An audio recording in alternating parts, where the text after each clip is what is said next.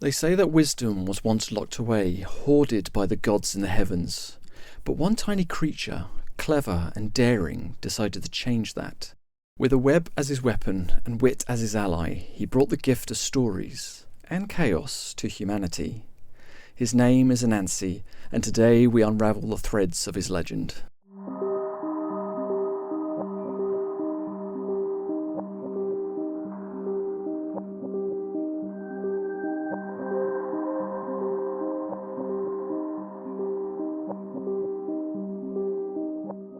Welcome to Podcast Folklore, the show where myths, legends and folklore come to life.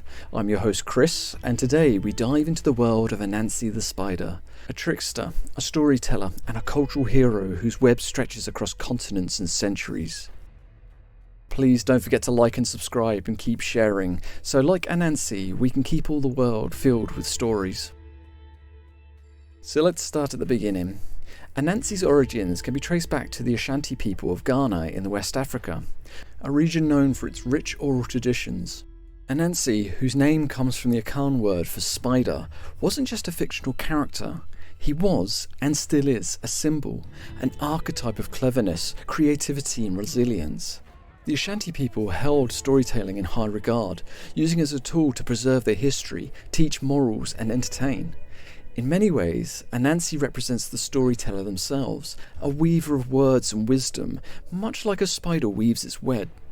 His stories, known as Anansism, were shared orally. They were passed down from generation to generation, often during communal gatherings around a fire. But there's more to Anansi than just his role as a storyteller. In Ashanti culture, he occupies a space between the everyday and the extraordinary. He's not a distant, untouchable deity, but a character who lives among the people, navigating the same challenges and complexities they do, with just a bit more flair and cunning. Anansi's tales often explore themes of resourcefulness, justice, and the unexpected power of the seemingly small and insignificant. And so, why a spider? It's an interesting question. Across many cultures, spiders are seen as creators, builders, and of course, weavers. For the Ashanti, the spider's web was a metaphor of storytelling itself. Just as the web connects multiple points, a story connects multiple people, ideas and lessons. It's worth noting that Anansi doesn't always appear as a literal spider in his stories. Sometimes he's a spider, and sometimes he's a man, and sometimes he's a mixture of both. The fluidity of the form makes him even more intriguing. This makes him a shapeshifter who can adapt to any situation, much like his stories have adapted over time and across cultures. Anansi's stories don't just stop in Ghana. His legend travelled far and wide, carried across the Atlantic during one of history's darkest chapters, the transatlantic slave trade. When enslaved Africans were taken to the Americas and to the Caribbean, they brought with them their stories. Anansi's tale became a way to preserve cultural identity, offering a sense of hope and a reminder of the power of cleverness in the face of oppression. In Jamaica, for example, Anansi evolved into a figure of resistance. His stories were adapted to reflect the realities of plantation life, where outsmarting a powerful opponent, whether a cruel overseer or the system itself, was often a matter of survival. In the Caribbean, Anansi's name became synonymous with resilience and wit, and he remains a beloved character in folklore there to this day. And Anansi's journey didn't end in the Caribbean either. His stories made their way to North America, where they influenced African-American folklore, blending with other traditions and inspired characters like Brer Rabbit, another clever trickster who uses his wits to survive and thrive. So Anansi's more than just a spider. He's a cultural thread, a connector between the mundane and the magical, between Africa and the Americas, between the past and the present. His web isn't just a physical structure, it's a symbolic one, tying people together, histories and ideas across time and space. And if you think about it, isn't that what stories do best? They connect us, no matter where we are from or where we are going. Anansi reminds us of the power of storytelling, not just entertainment, but as a way to preserve of who we are and how we see the world. Now, like Anansi, I like to free stories and never keep them captive, and so I should tell you the stories of Anansi. The tales of Anansi are as varied as the webs he spins. Some are playful, full of wit and humour, and others are darker, laced with cautionary wisdom. What makes Anansi's stories so enduring is their blend of cleverness and complexity. Beneath the surface of each tale, there's often a deeper lesson about human nature, power and survival. One of the most iconic stories, and really one of the foundations of Anansi's mythos, is Anansi in the Box of Stories. This is a tale of how Anansi became the keeper of all the stories in the world. And so, let me take you back, deep into the heart of the African forest, where the air is thick with the scent of earth and the songs of the jungle echo through the trees.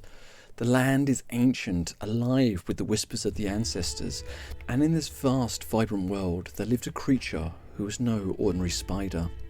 His name was Anansi, and he was known far and wide for his cleverness, his wit, and his unrelentless thirst for knowledge.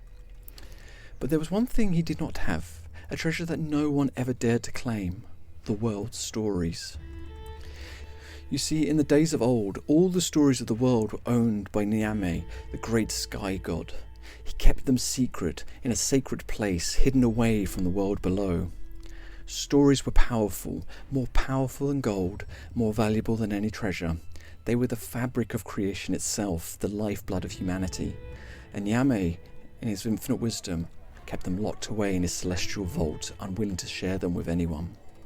But Anansi, being Anansi, was never one to be deterred by such things.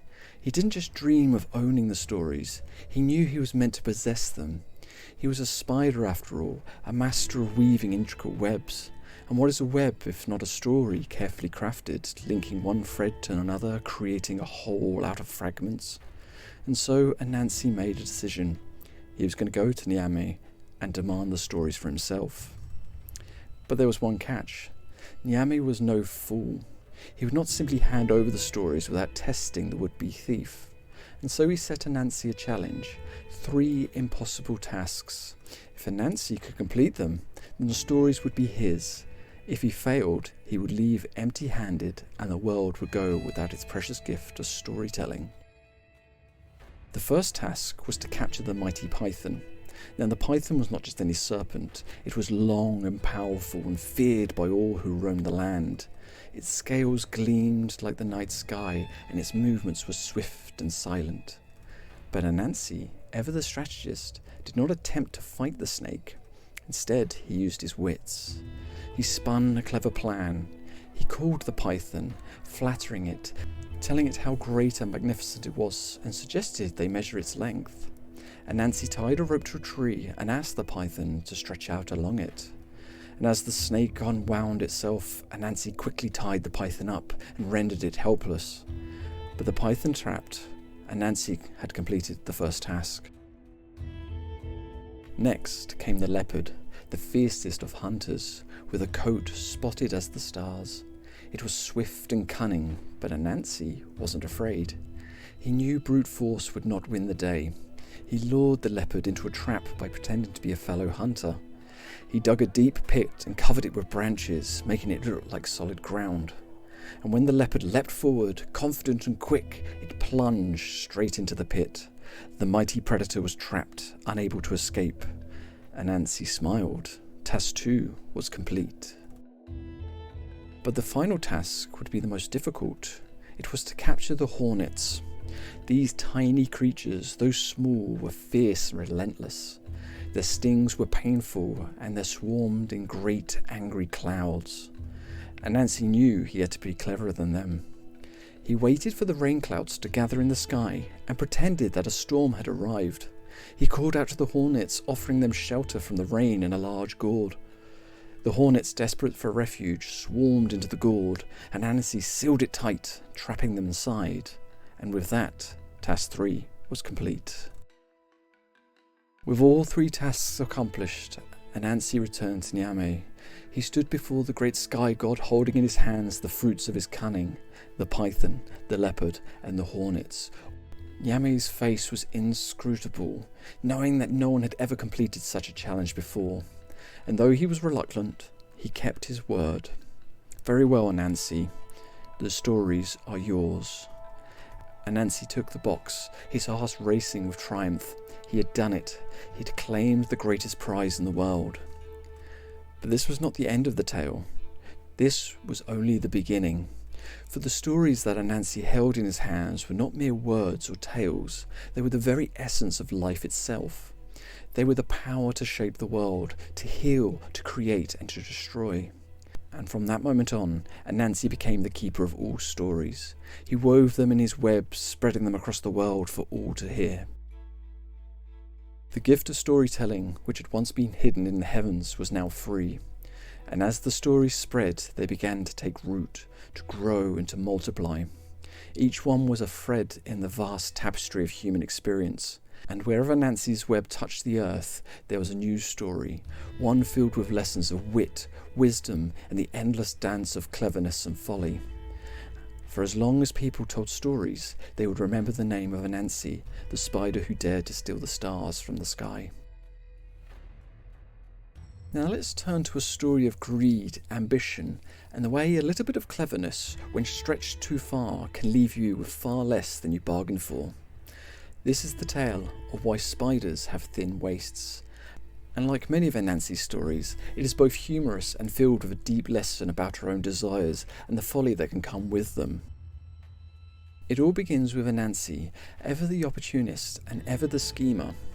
He was invited to several feasts, grand and lavish, held across different villages. Now we all know that Anansi loves a good meal, and the thought of dining not only just once, but at several feasts in a day was enough to make his mouth water. But Anansi was no fool.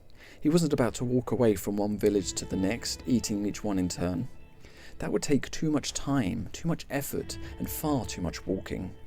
He needed a plan that would allow him to tend every feast at once.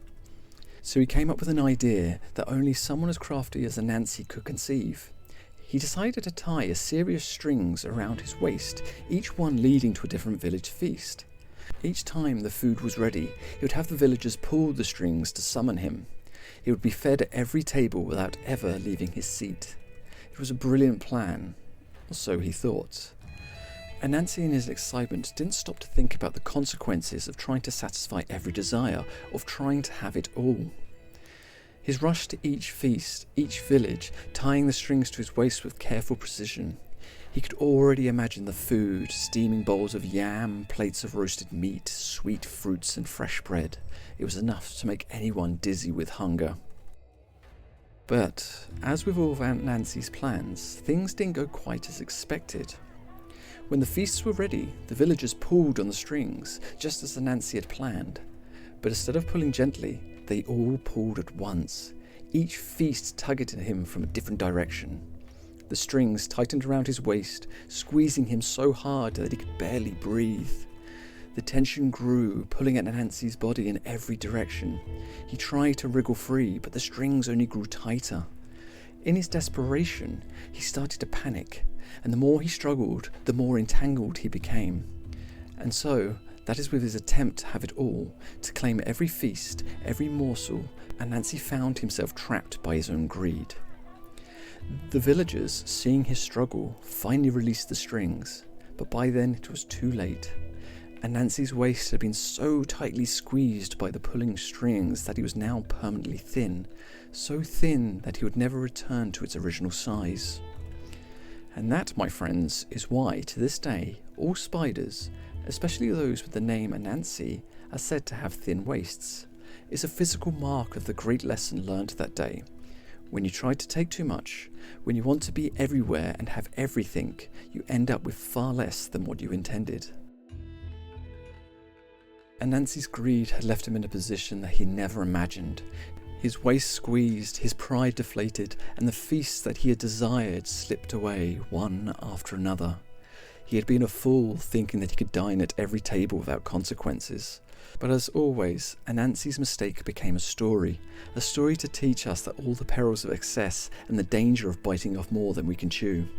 So the next time you feel yourself stretched too thin, whether it's chasing after too many dreams or trying to reach for too many goals, remember the story of Anansi and the thin waist. Sometimes less is really more. Now let's journey into a story where Anansi's wit and pride collided in a way that changed everything.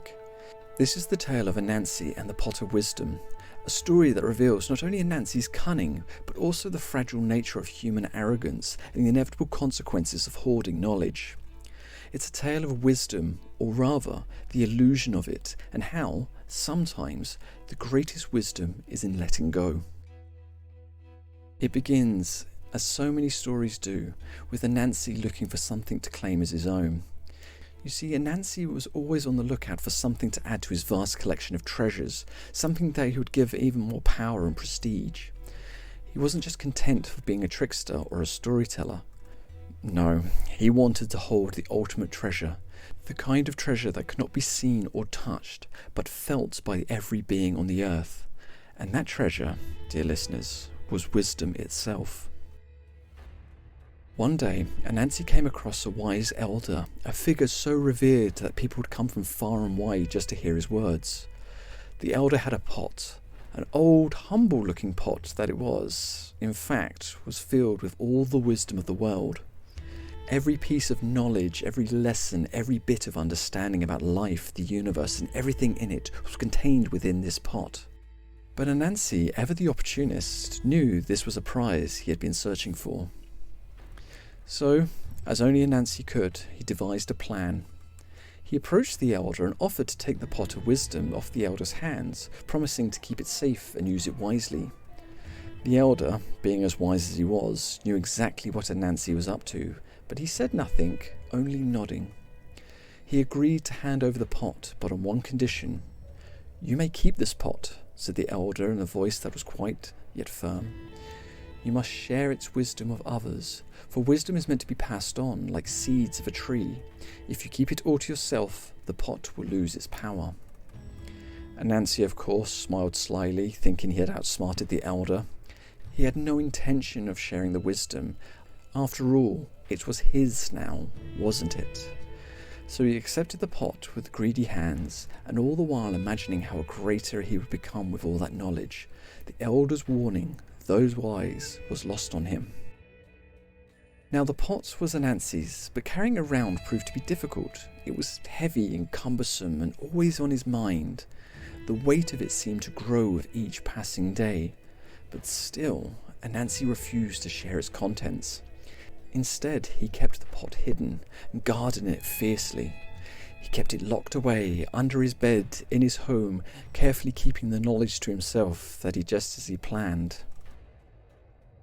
One day, while Anansi was climbing a tree with a pot in the hand, hoping to hide it away even more securely, his young son, Nakuma, called out to him, "Father, why don't you tie the pot to your back like the way you carry your things? It'd make your climb easier." Now you expect Anansi to listen to his son, after all. The boy's advice seems simple enough. But Anansi, the ever-proud and stubborn spider, shook his head.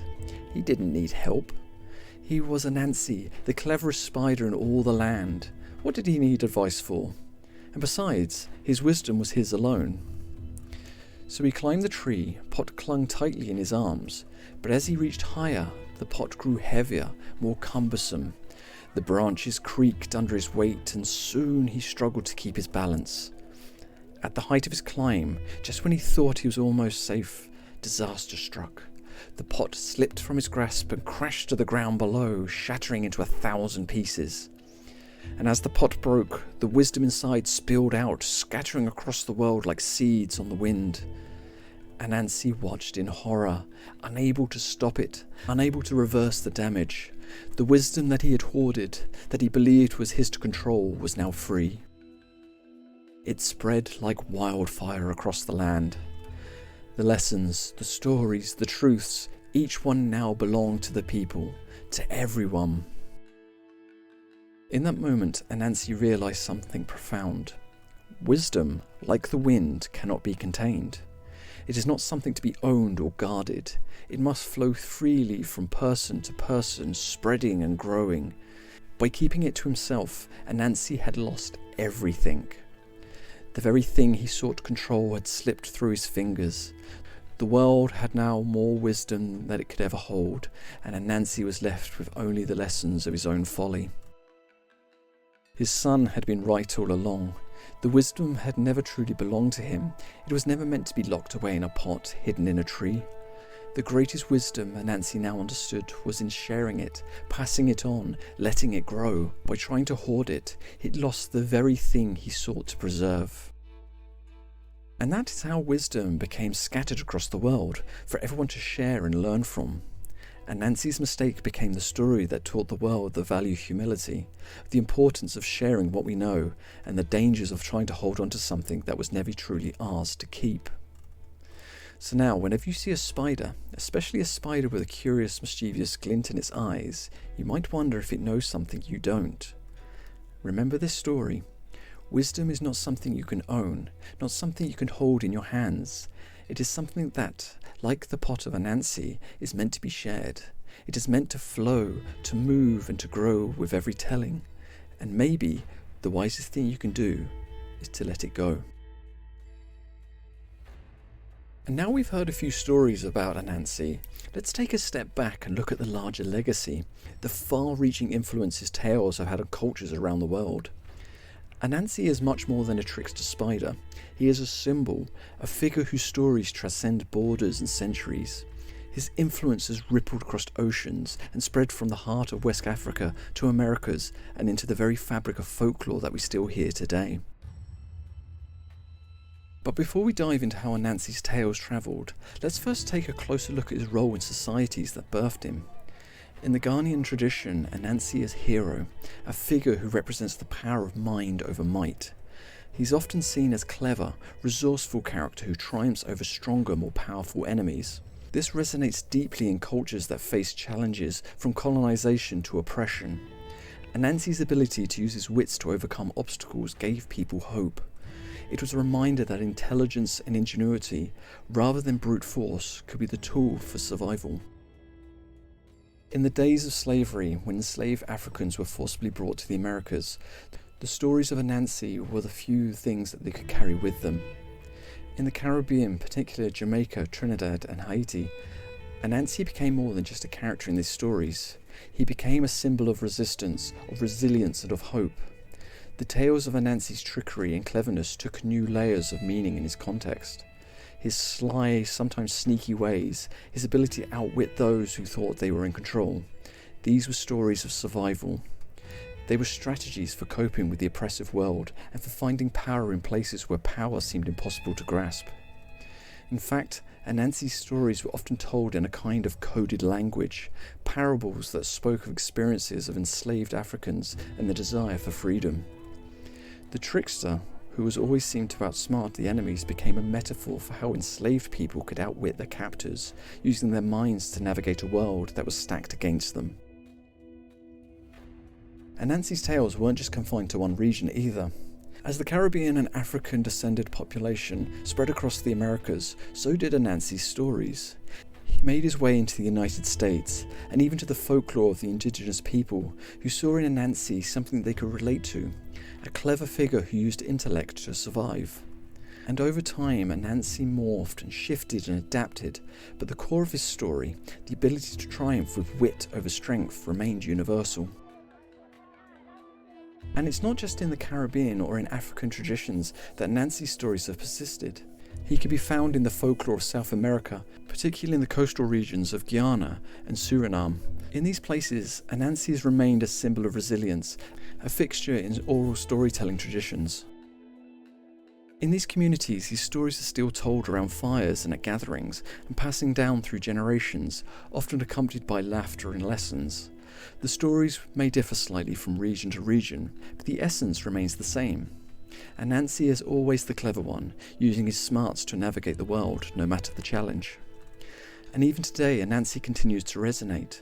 His stories have become part of a global pop culture, from books to movies, from cartoons to music. There is something about Anansi, the trickster, with the quick wit and the heart full of ambition, that captivates us all. His character reminds us that no matter how tough the world may be, there is always room for cleverness, for cunning, and finding a way out of a tight spot. But Anansi isn't just a figure from the past. His legacy is alive in modern storytelling. In fact, some of the most prominent writers of Africa Diaspora such as the great Zora Neale Hurston, have woven Anansi into their work. Hurston, whose Their Eyes Were Watching God remains one of the most celebrated works of American literature, often used the trickster figure of Anansi to explore themes of power, freedom, and identity. And Anansi's legacy, it seems, is not confined to one genre, one medium, or even one era. He continues to shape the stories we tell, whether through the retelling of old folk tales or through new imaginative stories that draw inspiration from his cleverness and resilience. The presence of Anansi in contemporary media also speaks to the continued relevance of his lessons. In films, books and shows, characters based on Anansi, sometimes named directly after him, and other times merely by inspired him, appear as figures who outsmart the forces of evil, who navigate complex social situations with wit and humour, and who, ultimately, remind us of the power of stories themselves. In an age where technology and social media seem to control so much of our lives, Anansi's role as a storyteller has never been more poignant. In his tales, he shows us that stories can change the world. They can teach, they can heal, and they can even empower. In fact, one of the most famous modern reimaginings of Anansi is the book Anansi's Boys by Neil Gaiman.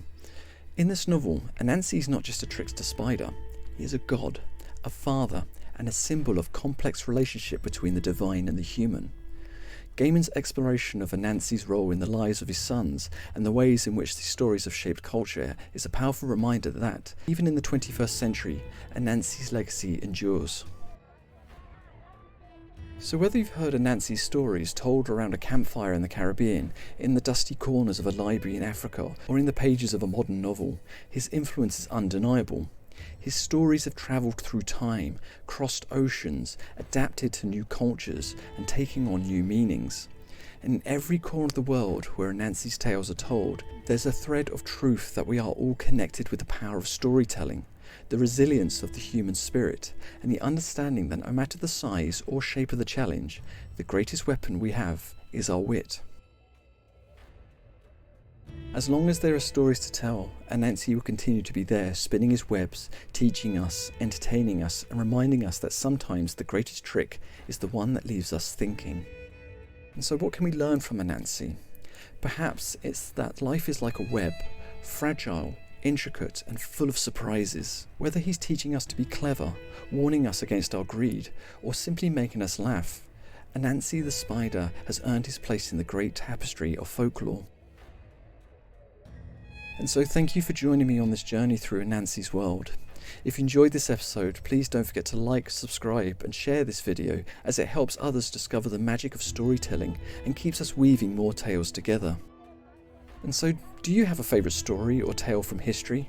Drop it in the comments below, as we always like to hear stories from around the world.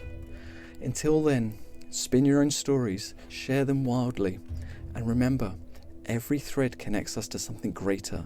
And please, keep exploring the world with wonder.